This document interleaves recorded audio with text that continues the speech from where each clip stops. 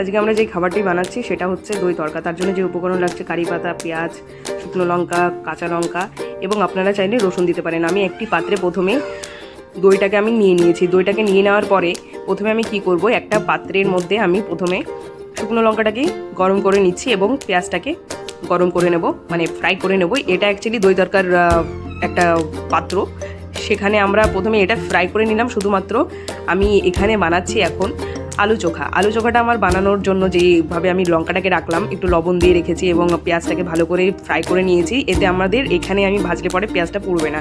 এরপরে আমি দই তড়কার পুরো উপকরণটাকে আমি একটু ভালো করে ভেজে নিয়েছি। ভেজে নেওয়ার পরে ভালো করে যখন লাল লাল হয়ে গেছে, আমার কিছু করতে হবে না, পরিমাণ মতো সব কিছুই দেওয়া রয়েছে এবং এর মধ্যে লবণটা অ্যাড করে দিয়ে আমি ডিরেক্ট দইয়ের মধ্যে সেটাকে আমি অ্যাড করে দিলাম।